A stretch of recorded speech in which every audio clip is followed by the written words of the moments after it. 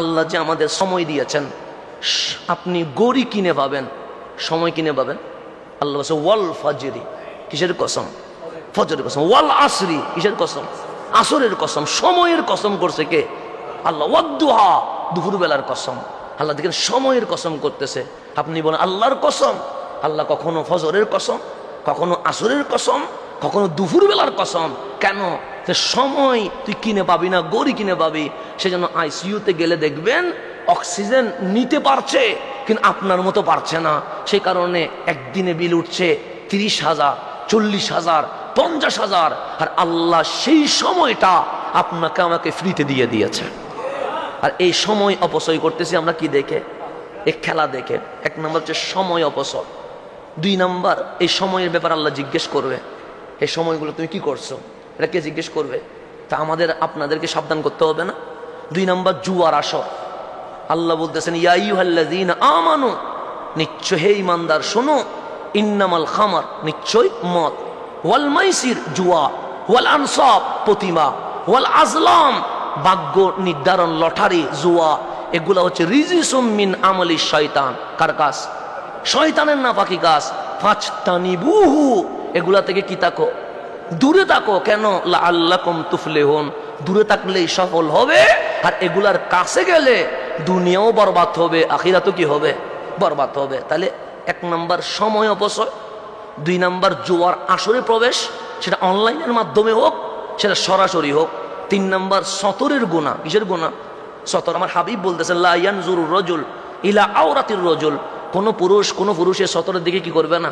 তাকাবে না। ওয়ালাল মারাতু ইলা আওরাতিল মারআ, কোন নারীর সতরের দিকে কি করবে না? তাকাবে না। এখন আমরা পুরুষ হয়ে নারীর সতরের দিকে তাকায় আছি, নারী হয়ে আমাদের সতরের দিকে তাকায় আছে। তাহলে সতরের গুনাহ আছে না নাই?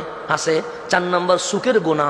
আল্লাহ বলছে কুল্লিল মুমিনিন, হাবিব মুমিনদেরকে বলেন ইয়াগুদ্দু মিন আবসারিহিম, তাদের চোখের দৃষ্টিকে যেন অবনত করে, সংযত করে, ওয়া ইয়াহফাজু ফুরুজাহুম, লজ্জাস্থানকে যেন হেফাজত করে, যালিকা আসকালাহুম, এটাই তাদের জন্য পবিত্রতা।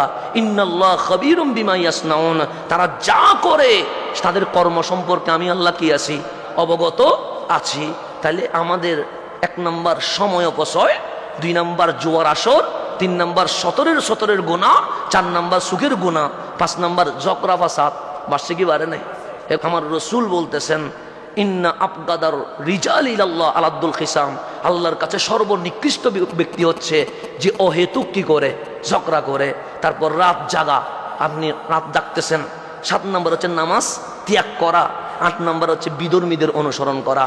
এই 8টা জিনিস যে করে সে কখনো জান্নাতে যাওয়ার স্বপ্ন দেখলে ওই স্বপ্ন কি হয় না? মানায় না। তাহলে আমরা খেলার মাধ্যমে কয়টা গুনাহ করতেছি?